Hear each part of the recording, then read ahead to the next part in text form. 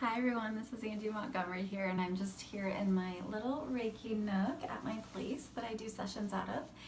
And I wanted to do just a quick video. I promised myself that I would do some videos about my book that's called Faith Walk that will be coming out this summer, later on in the summer.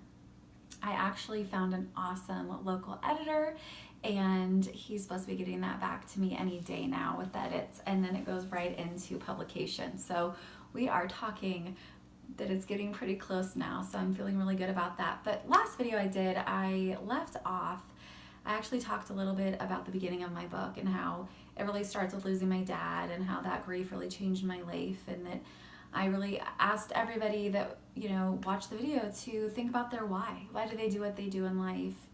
Why is it that they choose what makes up their life? And so today I wanted to move on to kind of the next chapter in my book, if you will. And that next chapter really talks about how I use that grief and that time to really look within to really figure out my next steps on my own path. And what ended up happening is that I really recognized in myself that I needed time just for myself. After a year of really going through a lot of the grief after losing my dad, I actually became single for the first time in my life. And so my book talks a little bit about that. I'm not going to focus on that so much for our call today, except to say that, and I work with a lot of clients actually in my life coaching and my Reiki business as well, that go through big life transitions. And usually when you have a huge loss, then you tend to make bigger life changes as well. And I think that's really what happened with me, where I started to really look at myself. And I had been in a relationship since I was 16 years old, and my dad passed away at 29, and I ended up moving along my journey and being single at 30 for the first time really in my adult life. And so what that allowed me to do was to find myself. And it's really hard when you end relationships. It's not easy, and it's something that there's a lot of inner conflict that happens when relationships are ending. And when you're the one that really feels like you need to have time to yourself and go on a different path, there's a lot of emotions that you go through. So I talk about that in my second chapter in my book, but I also talk about how what that did was it created and allowed space for me within my own life and within my own days to get to know myself. And so it really became so much more about me than the person that I really was. I wanted to become the person that I really was destined to be in this life. And for me, on my own journey, I felt like to do that, I needed time to myself. And it was really for no other reasons than that. I mean, that was the biggest driving force for me to become single.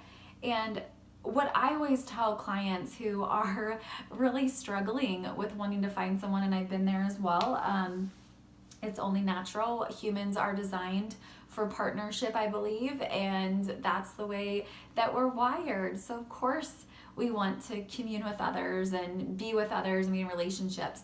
But I will tell you that I learned some of my biggest life lessons during those years of being single.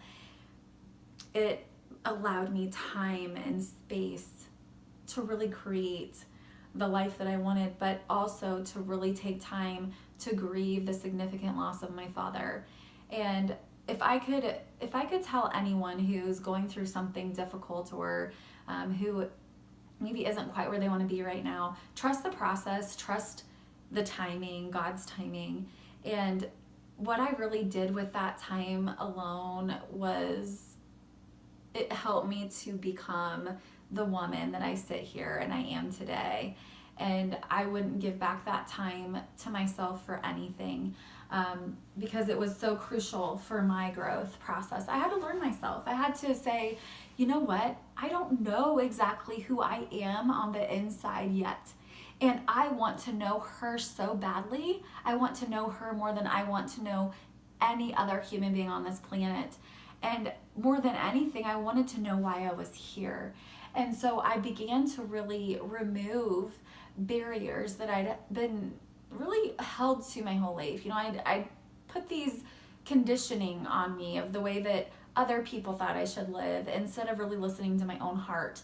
And I think there was something about my dad was very much my guide, or he guided me a lot in life, and I structured a lot of, I think, my beliefs, like a lot of us do, around what those around us think that we should do or be or become. And I really cared about what my dad thought, and I really, he was an honorable man, and I wanted to live up to those standards. And so it was very difficult to make the decision to be single, but yet I knew that my dad would just want me to be happy, right? And so it's hard when I say single. I mean, I went through a divorce, and it was very difficult. It's not easy to do that, especially when you value marriage and you value commitment and you value relationships. But what I learned in that situation was that life was so short, and I knew that I had to listen to myself, because if I didn't, then I knew I would never find and become the woman that I was meant to become. It was like a knowing. Certain things you just know. And it had nothing to do with my partner at that time. It had everything to do with me. So that was part of my path. I knew I had to go do some soul searching. And when I started to do that, and when I started to really look at my own fears and start to remove them, there's something powerful, and I mean this so concretely. There is something powerful about only having yourself to rely on, like to take your ownership back, to take your power back over your own life and say, I don't have anyone that I can blame if I'm happy or unhappy, or if things aren't going the way I want to. I have to really grow up in a way that maybe I've never grown up before. And that's what that time in my life allowed me to do. It also allowed me to find myself.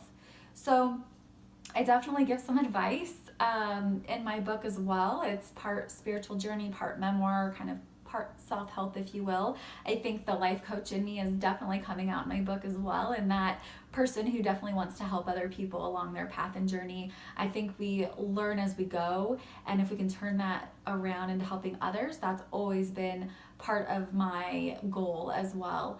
And so I learned a lot during those days about acceptance, about loss, about how you can overcome the obstacles that are in your path, but also so much about taking life by the reins, like by the horns, and like we're gonna do this thing together. We are going to figure this out together, and life, you can come with me or come without me, but I'm gonna go do my own thing, and really take life on in a really fun, vibrant way. When I became single, I learned so much about, again, not blaming other people for your unhappiness. If there's something that you're unhappy with, that's an internal job. That's a job between yourself and your soul and your spirit. And I really found my relationship with God during that time in my life. And I think that I needed to really understand who I was for me, and learn my beliefs, and learn what I felt and what I held to be true, and what I didn't hold to be true.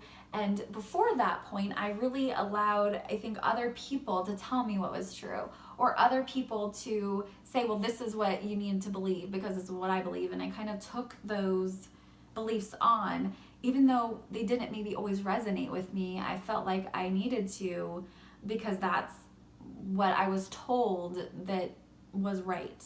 And when I became single, I said, I'm gonna take all this on for myself, and I'm gonna sift through every last thing and find out what I truly believe in. And so if you're on a path or a journey in your own life where you're single, or where you're thinking about it, I think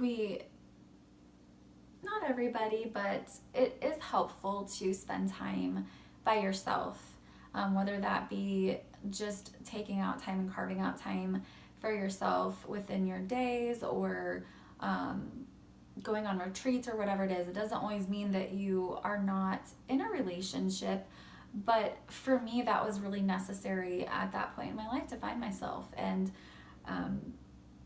7 years later, I know who I am without a doubt, and my soul is at peace because I did what I needed to do to find me, which is, to me, one of the most important reasons we're here. I found my purpose during that time, and I learned how to live a life that I wanted to live and that God wanted me to live. And that alone time that I had, there was silence, there was sadness during that time period as well. But it helped me to recognize the longings of my own soul and to allow her to live. That part of me that maybe I never would have found. And I sit here very differently today because of that time that I spent alone. And I think we can use that time when we are not in relation with other people to really do our own work that we came here to do. And although endings are sad and difficult and challenging, when we know that something is not meant to be anymore, we need to honor that as well. And I love that poem called Reason, Season, or Lifetime. And it really talks about sometimes people just come into our life for a reason. Sometimes a season, they have just, a season of our life that we share with them. And then there are those folks that are there for a lifetime. And I believe that when we can recognize those three different roles and allow them to be true and allow ourselves to not attach ourselves to those relationships that are really not meant to be there for a lifetime, I think we're better off. On the same token, or kind of a different way of looking at it, I truly believe that endings can be okay and that we can work through them and we can be respectful during endings. And one of the things that I feel very fortunate is that the individual I was in that relationship with, we're still very good friends, and I have so much love for him, and I am so glad that he was in my life. And to this day, we are still great friends. And so it's all about how we look at life. We don't have to end something out of anger or hostility or hatred. We can end something in love and light and because it ran its course. So that's a perspective I also bring to my book, is that we can go about things in like a million different ways, and it's really our choice in how we go about them.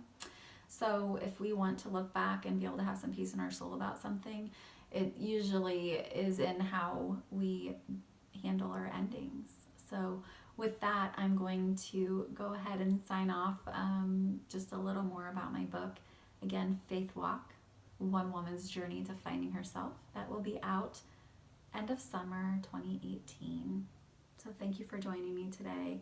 Please send me a message. You can find me on Facebook under Angie Montgomery, Life Coaching and Reiki, or you can go ahead and leave a message here on the YouTube video as well. Thank you all for joining me. Have a good one. Be blessed. Bye.